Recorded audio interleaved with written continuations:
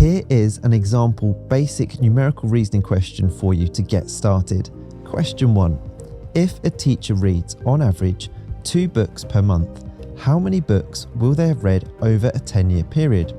Is the answer option A, 240, B, 220, C, 200, D, 180, or E, none of the above?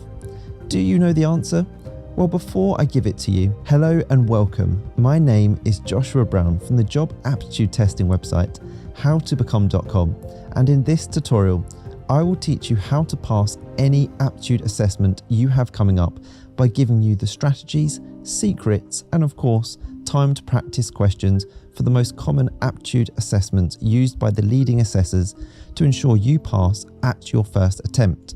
Let's now take a look at how to calculate the answer for this numerical calculation test question first. Step 1. We know the teacher reads 2 books each month over a 10-year period, which gives us 120 months. 10 years multiplied by 12 months per year, that gives us 120.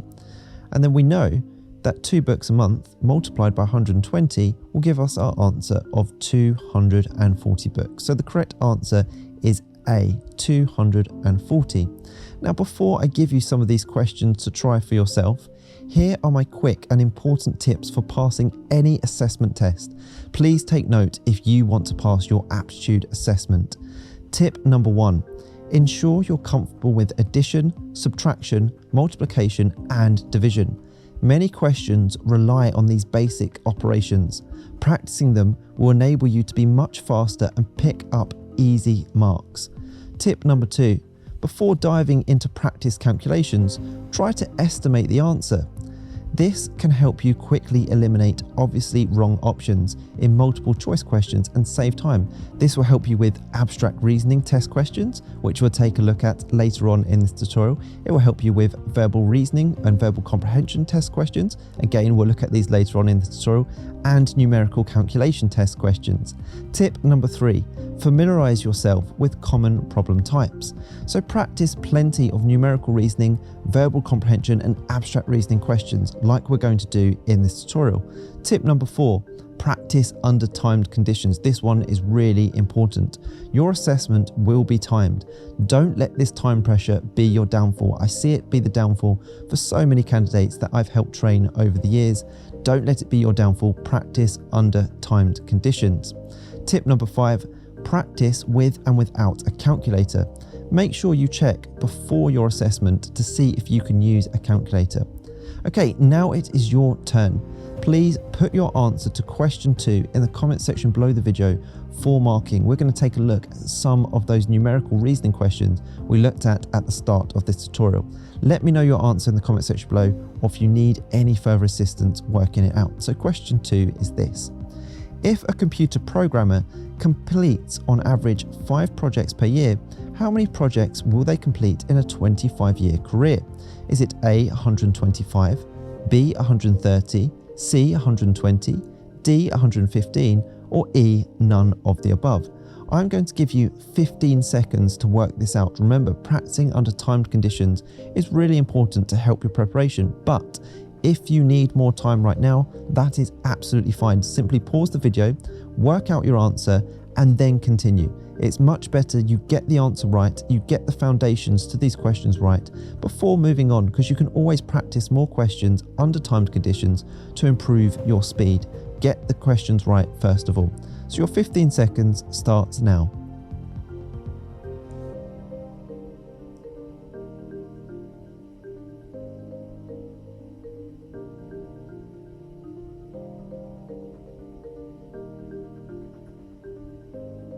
Okay, great. Let's move on to question 3. Don't forget to let me know your answer in the comment section below.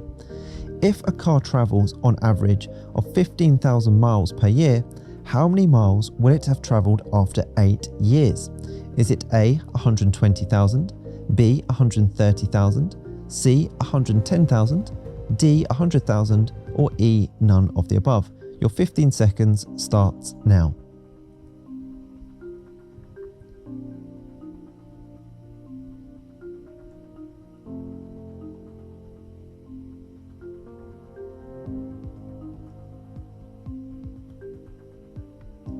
You are doing really, really well. I've got just 2 more questions for you before we're going to move on to a different type of numerical reasoning test question type, which many people struggle with, so stick around for that. Question 4 is this. If a gardener plants, on average, 50 trees per year, how many trees will they have planted after 20 years? Is it A, 1,000 trees, B, 900, C, 1,100, D, 1,200, or E, none of the above? You have 15 seconds on the timer starting now.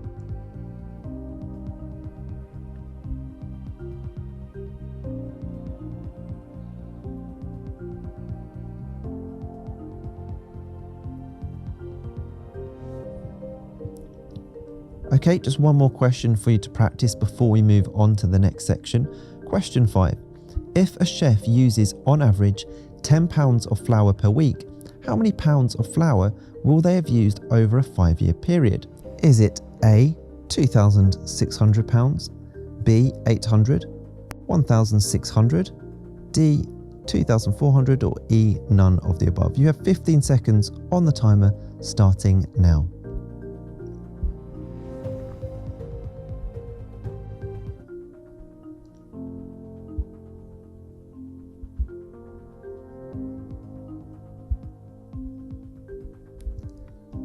Okay, question 6 is this.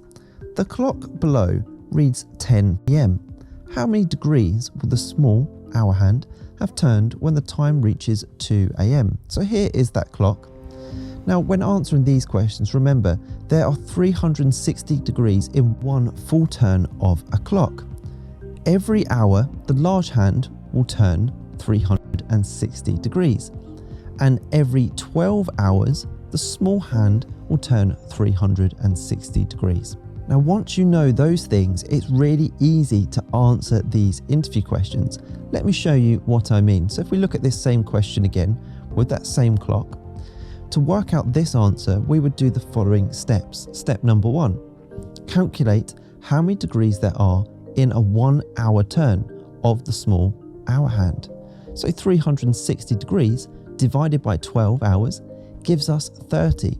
So step 2 is simply this. There are 4 hours between 10 p.m. and 2 a.m. So we do 30 degrees multiplied by 4, giving us our answer of 120 degrees. Nice and simple. So we're going to take a look at a couple of these questions for you to practice under timed conditions, because I'm seeing this question type being used much more in a lot of job aptitude assessment tests. So I want you to practice this before we move on to some verbal reasoning and verbal comprehension question types. But before we do that, at any point during this tutorial, and only if you want to, you can click that link in the top right hand corner or in the pinned comment below this video and head through to my website, howtobecome.com, where you can access thousands of psychometric aptitude test preparation style questions, including the ones we're covering right now, plus the fully worked answers and strategies to pass each question type to make you the standout candidate. Oh, and this resource is completely free for you to access right now. Okay, now it is your turn.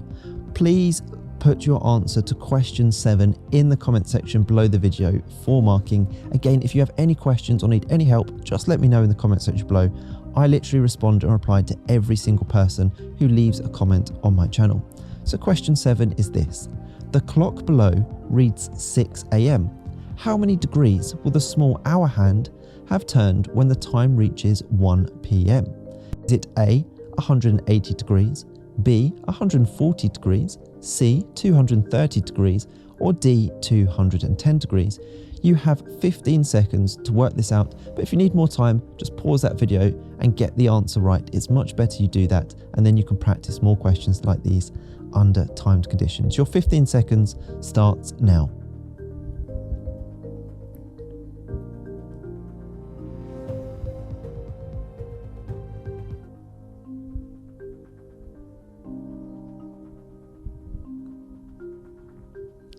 Great, let's move on to another question. Question 8 is this. The clock below reads 4 p.m.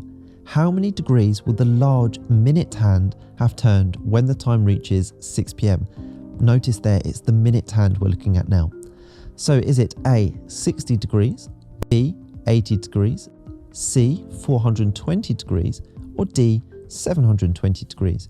You have 15 seconds on the timer starting now.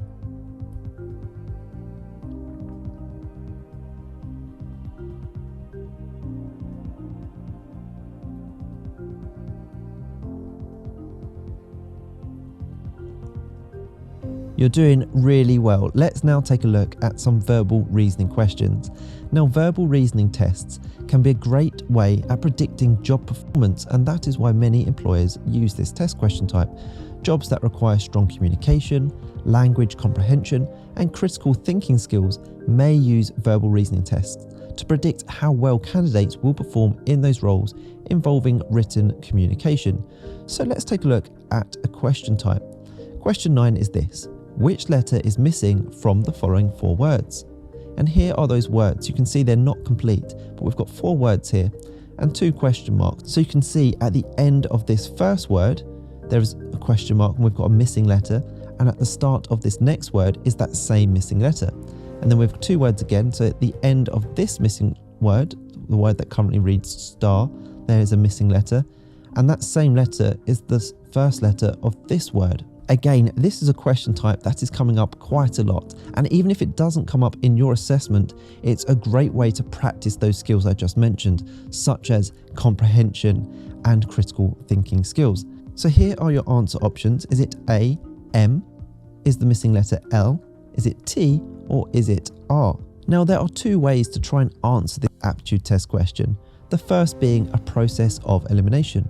For example, we can take the letter L and see if it makes the 4 words. And if we did, we would have lake on this one here, lime on this one here, but then style and lyle won't make any sense. So we can't use the letter L. So you can literally work through like that very quickly, and that may be the way for you if you're quick at doing that. However, the quick way is to look at the 4 potential words and see which word seems the most obscure, or in other words, is most likely to either start or end with fewer potential letter options. In this example, we can see that the letters making up the word L-I-G-H is more obscure, and it stands out to me, and therefore I would instantly know that only the letter T would work. And then I would try that on the next word, take, start, and time. Therefore, the correct answer is answer option C, which is the letter T, making the words light, take, start, and time. So now try some of these questions for yourself. Question 10 is this. Which letter is missing from the following 4 words? Here are those words, and here are your answer options. Is the missing letter E, L, C, or K? I'm going to give you just 10 seconds on the timer this time for this question, which is starting now.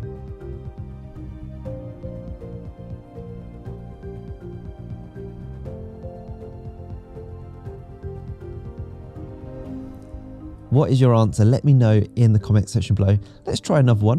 Which letter is missing from the following 4 words? Here are those words, and here are your letter options you can choose from. N, E, K, or T. You have 10 seconds on the timer starting now.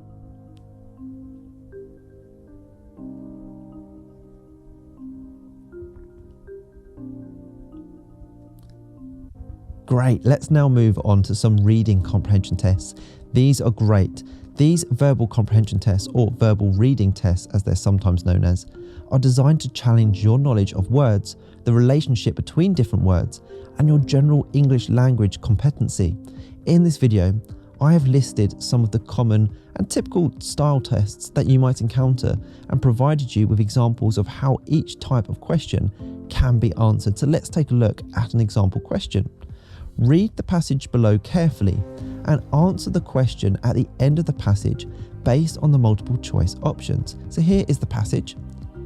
An unexpected software malfunction has been reported in the autonomous vehicle system developed by Futura Mobility. The glitch occurred during a routine test drive on a closed track last Thursday at 3 p.m.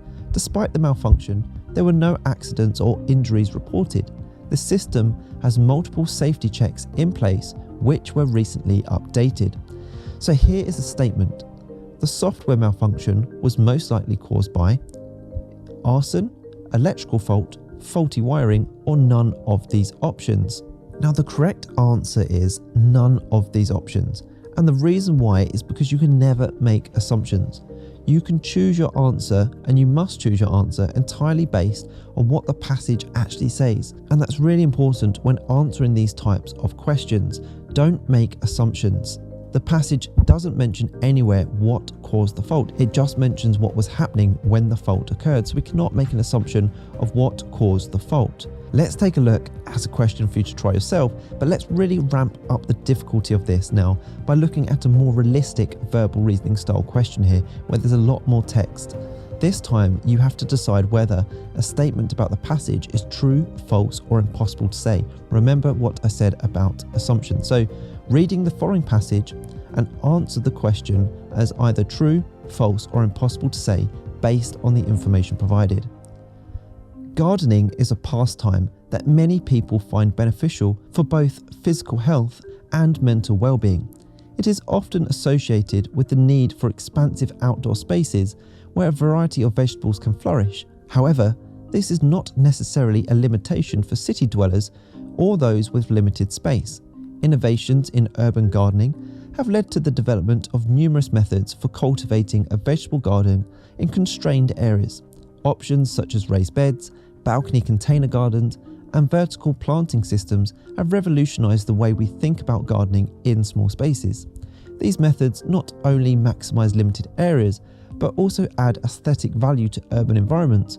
With the right tools and techniques, robust vegetable gardens can be established in surprisingly compact areas, challenging the traditional notion that a large open plot of land is required for gardening success.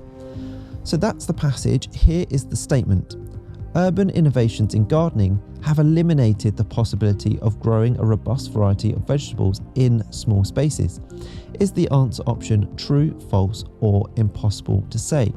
I'm going to give you just 5 seconds to answer this. Let me know your answer in the comment section below. It shouldn't be too tricky.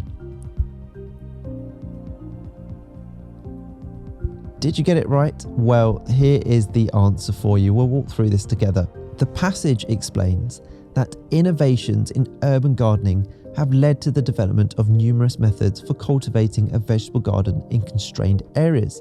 And these methods maximize limited areas and allow for robust vegetable gardens to be established in surprisingly compact areas. This indicates that urban innovations have not eliminated, but rather enabled the possibility of growing a variety of vegetables in small spaces. Therefore, the answer to this question is false. Okay, I want you to try some of these for yourself. So we're going to use the exact same passage as before. If you need to pause the video, feel free and read through it again. But here is the statement. Based on the information provided in the passage, is it reasonable to infer that traditional gardening techniques are no longer necessary due to the advent of urban gardening solutions like raised beds and balcony container gardens? Is the answer option true, false, or impossible to say? I'm going to give you 5 seconds to work this out. Let me know your answer in the comment section below for marking. Great, how did you get on? That can be a little tricky for people, but let me know how you get on, and if you need more questions like that, just let me know. Let's now move on to some abstract reasoning questions. While many people struggle with these the most. And just quickly, I get asked all the time why abstract reasoning questions are used. Well, there are several reasons, but one common reason is for jobs that require any kind of spatial awareness, pattern recognition, and problem-solving skills. They may use abstract reasoning tests to predict how well a candidate may perform in that role involving any type of visual analysis. So many job roles will apply to this. And again, problem-solving is used everywhere, as is critical thinking. So let's take a look at a test question for you. Which tile is missing from the sequence? You can see the sequence here. It moves from left to right, and the question mark here is that missing tile. We've got options A, B, C, or D. You might notice a few things here. It seems like these shapes, these triangles, are perhaps changing position or rotating. It also looks like the colors are changing throughout. So what I would advise when tackling any type of abstract reasoning test, and this is really important to help you pass, is to try and look for a pattern in the sequence before looking for the correct answer option, just like we did there. And remember, we mentioned the colours there, but colour variations may not mean anything at all, just like the rotations may not mean anything at all with these shapes. It's really important to identify what the changes are, and then you can work on a quick process of elimination to see what matters. And in fact, in this question, the colours do not mean anything at all. They are there just to change randomly to make the question more difficult. Instead, the pattern is this.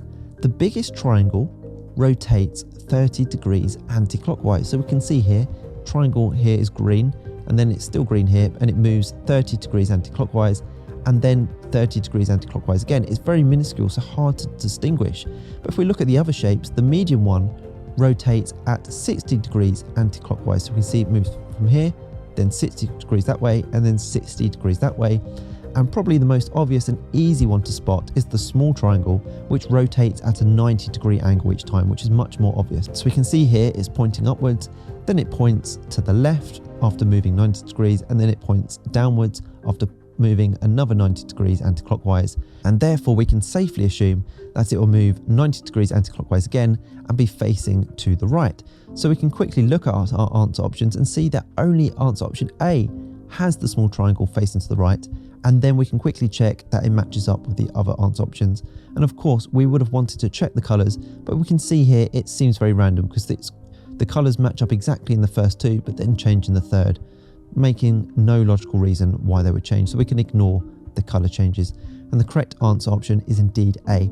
Now, if you need to watch that again, please do so, because so many people struggle with abstract reasoning test questions. But once you get the hang of how they want you to answer these questions, they can be somewhat simple. So let's take a look at a practice question when you're ready. Question 13 is this. Which tile is missing from the sequence? This time, it is at the start of the sequence, which may make it a little bit more tricky, but it may not as well. Your answer options are A, B, C, or D.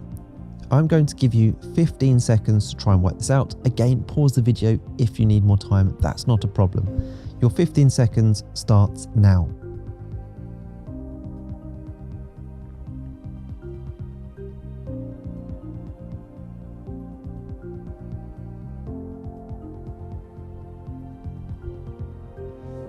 Great, how did you get on? Do let me know your answer in the comment section below for marking. Let's take a look at another one. Which tile is missing from the sequence? Here is that sequence. This time, the missing one is in the middle. This makes it challenging for a lot more people. So is the answer option A, B, C, or D? You have 15 seconds on the timer starting now.